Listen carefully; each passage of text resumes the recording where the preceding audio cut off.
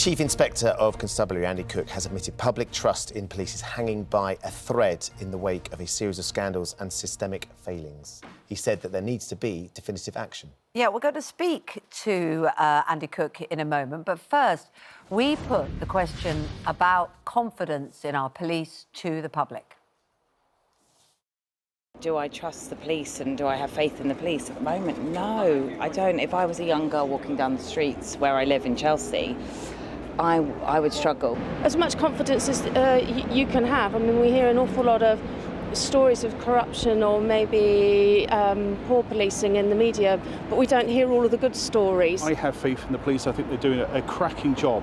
And considering all the cuts, I think that the one thing the government can do is actually invest in the police. Yeah, I feel I've got confidence in the police, but I think the general feeling is possibly no. Not filled with confidence that I guess that they're perhaps well enough trained or well enough directed.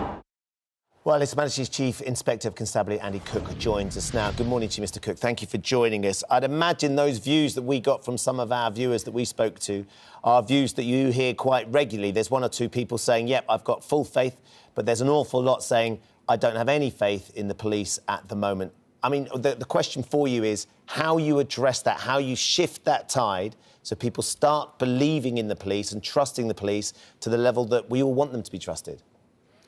It was lovely to see that balanced view of people's opinions on the policing, because the vast majority of police officers and staff on a daily basis do a really good job. Sadly, we've seen some real issues around, some really scandalous issues that have been well publicised over the last couple of years. And that has certainly shaken confidence and trust. But it's not just about that confidence and trust because of the high-profile scandals. There is a general feeling amongst the public that the policing is too ineffective at dealing with issues that affect them on a daily basis.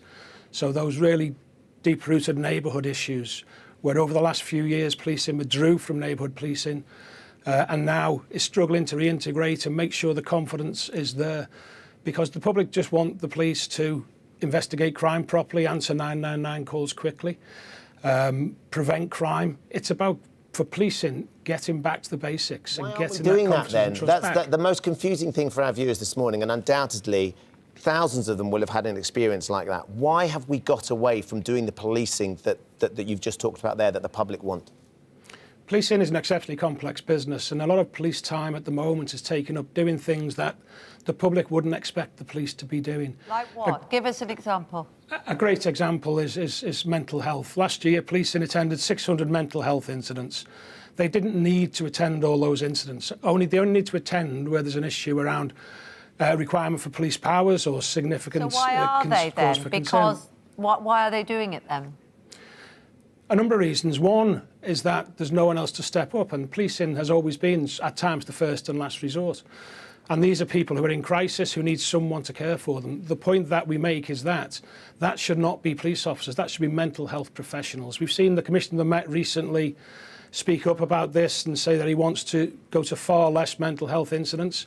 This has worked well in other parts of the country. Unless we make the space for policing to actually focus on the crime problems, the disorder problems, then they're always going to be working with one hand behind the back. So the balance has got to be there, and policing needs to focus on what the public want the police to focus on. So I imagine that's going to involve more money, and we know that's always an issue. But you've called for legal powers to be able to get your recommendations taken up by constabularies around the country.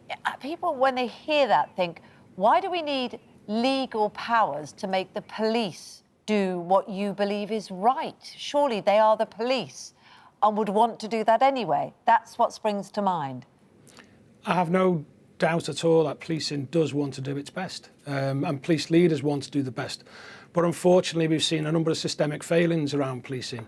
We need to be able to direct the police to actually do things more quickly, particularly in serious issues where there's a significant concern for public safety. But why do you need the legal power to do that? Surely if you say, look, you need to do this more quickly because the public's in danger or there's going to be a problem, what resistance are you meeting from that? That's what is unfathomable. Tell us what the trouble is with getting that through.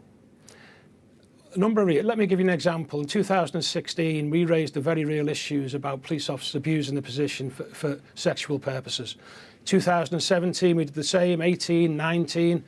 Again, in 2022, we had the misconduct and misogyny report that we brought out, all highlighting a continuing problem. Policing did not act quickly enough to ensure that the correct vetting was there, to ensure that there was significant counter-corruption powers they were using to target those people who were a danger to women. Thankfully, only a very small number of police officers, but they were there and they didn't act quickly enough. That's because I can only recommend to police forces. I cannot tell them what they must do. And I think in this day and age, it is a power, like in other parts of the public sector, this is required. OK, we're going to have to leave it there, but we appreciate your time this morning. Thank you very much, Andy Cook. That's His Majesty's Chief Inspector of Constabulary.